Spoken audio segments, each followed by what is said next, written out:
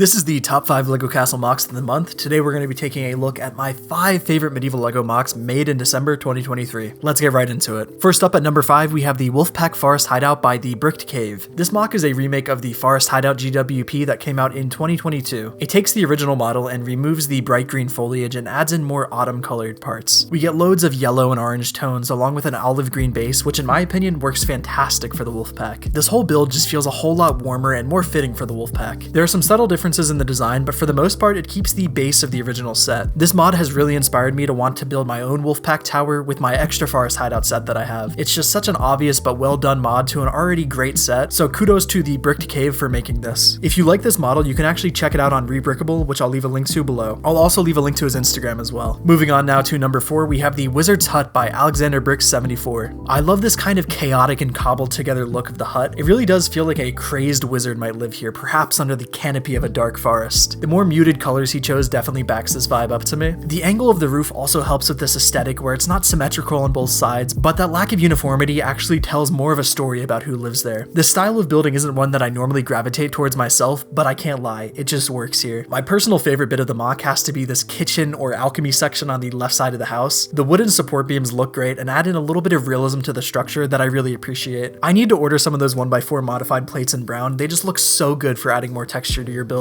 But of course the details here are the real star. You get a little oven and a stove here with potions around it for brewing and concocting different tonics. I just love the little characterizations he's given this fellow that lives here without you ever needing to see the minifigure itself. Fantastic storytelling. You can of course go check out all of Alexander's MOCs over on Instagram, linked below. Next up at number 3, we have a throne room MOC by Cpt.Melle. If you've seen this series before, then you know that I absolutely adore interior builds, and this one is pure bliss. It's done in a very classic style, lots of bright red and blue to give contrast to the standard gray walls that we all love. But what really won me over about this MOC is its presentation. The layout is well thought out and very large to hold the litter of minifigures that he has occupying the throne room. The minifig placement and staging is simple but effective, and while there are a lot of figs present, the MOC doesn't look overcrowded or too busy. All of the different stagings he did look great, but my favorite one is probably this one, with the king and his knights almost addressing the viewer by looking out towards you. While on the second floor you have 2 musicians playing a song for the more amused knight. This also shows great usage of both new and old face prints, which I really love. They've also went ahead and added in some lights to the section to highlight the gallery of helmets. I would love to see how this looks in dimmer lighting. Now, are the walls of this build kind of plain? Yeah, but the walls aren't the focus of the MOC. The focus is on the characters and the overall scene. A highly greebled and detailed wall would look kind of out of place with this style and aesthetic. Overall, this is a great MOC, and I think a lot of classic castle fans will really appreciate it. Please go check out his stuff over on Instagram, linked below. Next up at number 2, we have the Stonemasons House by Slimjimlego. The first episode of this series featured one of James's MOCs, which was a real treat for me as a Raven Knight fan.